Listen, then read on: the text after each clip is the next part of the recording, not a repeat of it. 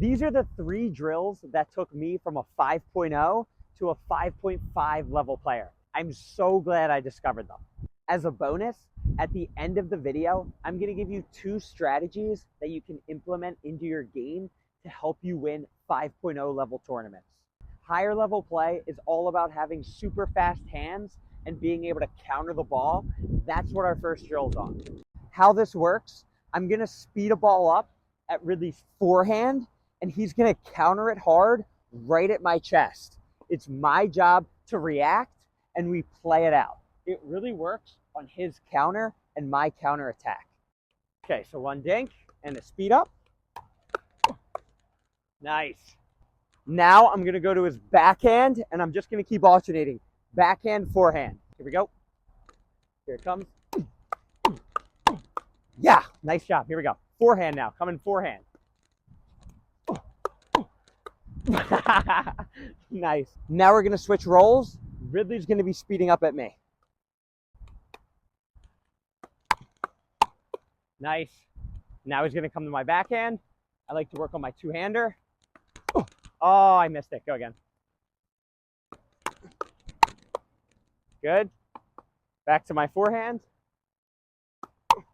Yep, that's good power. I personally love that drill, and I'm putting a lot of emphasis around it because it really improves my hand speed. I bought a pickleball caddy off Amazon and have it filled with like 40 balls just so we can hammer this drill and get a ton of reps without having to pick up the balls. Another huge part of 5.0 plus level play is mastering the transition zone. So for this drill, I'm going to be back here hitting 3rd shot drops, and my opponent at the kitchen line is going to be trying to win. So he's going to be going hard, trying to put the ball away on me. But the catch is I'm allowed to be anywhere all the way back, all the way up to the mid-court here. So I like to practice my drops, move in, hit 1 or 2 resets, move back, hit drops on the run backwards. This really helps you while you're under pressure. Okay, here we go. There's no rhyme or reason to it. Hit a drop, another drop. Oh, I'm in. Reset, reset. I lob one up, I'm back. Hitting a drop while I'm going backwards. I just missed it, but I love to get practice doing that. Okay, move in, reset. Good, reset. Now I'm gonna lob it up. Nice, get practice going backwards. There we go. So Ridley's really trying to win and put the ball away on me. Oh, reset, reset, lob it up, reset while I'm going backwards. I can rip some drives from back here. And I'm regaining control in the point. So I went from being a hectic point to me being back in control, totally neutral. The key to that drill is to pretty much get yourself into a bad situation in the mid-court and try to re-neutralize the point.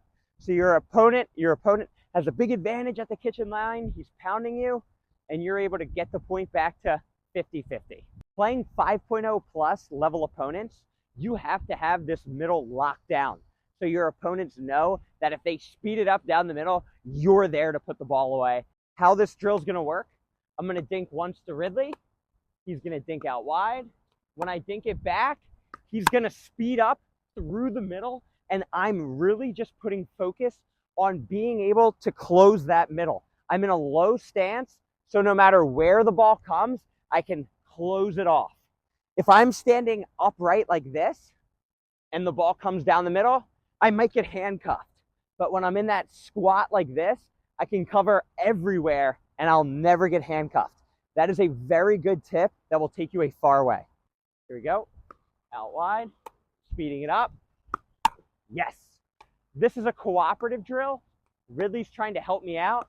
Here it comes. And I'm just getting really comfortable seeing and closing the middle, as I missed that one by 10 feet. After we do 20 reps of one person just closing the middle, we have the other person go, and then we actually play points out, not cooperatively. So we're dinking cross court, and then we can speed up only down the middle whenever we have the opportunity. So non-cooperatively. Here we go.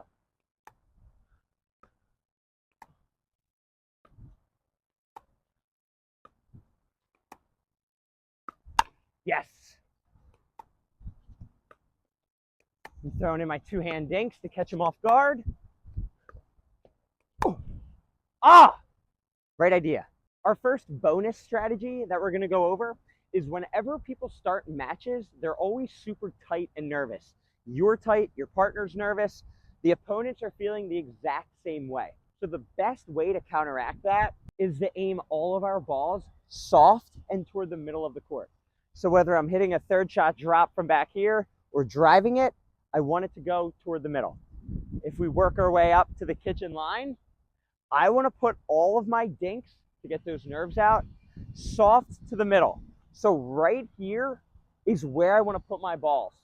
And the reason is, it doesn't matter if I'm lefty or righty, but if we put a ball soft to the middle and the opponent tries to speed it up, it's coming to my partner's forehand or backhand, and it's coming to my forehand or backhand. So it's very hard to attack balls that are in the middle of the court when dinking. On top of that, when you put balls there, your opponent can do two things. They can either dink it soft back to the middle on your side, which is a very easy ball to hit because it has no pace, or they can try to dictate the point by putting their balls out wide. When they put their balls out wide, if they're tight or nervous, and it pops up a little bit, they have to cross the path of my paddle, and I'll be able to speed it up. This strategy is a great way to get those nerves out and to work yourself into the point so you're comfortable. So Ridley's trying to move me around, and I'm just neutralizing the point by going soft to the middle. See, anytime he gets offense, I'm just completely neutralizing it, and I'm really comfortable doing this.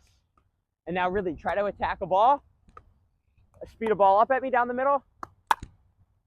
My partner's forehand is there, and since I'm a lefty, my forehand is there. If he tries to attack me out wide or out wide that way, it's gonna go out. This is super safe. The second bonus strategy that's gonna help you win more matches is driving the majority of our third shots instead of dropping them. We always, and I mean always, drive the ball at the person running up. It's very hard to handle a drive when you're in motion forward. When we hit third shot drops, two things can happen. We either hit a perfect drop and we neutralize the point, we get up to the net, or we hit the ball into the net. It's only one of those two. We're never really gonna win a point by hitting a good third shot drop. It's only gonna get us up to the kitchen line. However, when we drive the ball, a couple things can happen. We can hit a great drive and it sails through the middle and the opponents look at each other like, whose ball was it? We can hit a shot that nicks the top of the net and it goes over, giving us a cheeky point. We can also hit a great shot and our opponent hits a great volley and it gives us an easier fifth shot. So we're basically hitting a drop from here.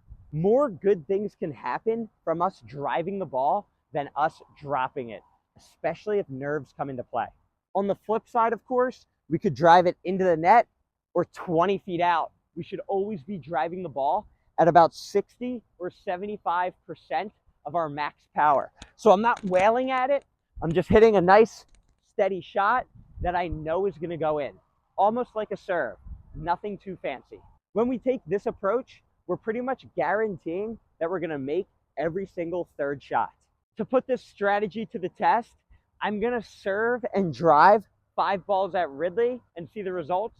And then I'm gonna serve and drop 5 balls at Ridley. Number 1. Number 2. Number 5. For the drives, I made no errors and went 5 for 5 on all my shots. Now, I didn't get any errors from Ridley in my drives. However, I got an easier fifth shot on 4 of them. And then on the 5th one, I got an easier fifth shot that was a pop-up that I could have came in and smashed. Now we're gonna do the same test with our drops. Number 1. Ooh. Number 5.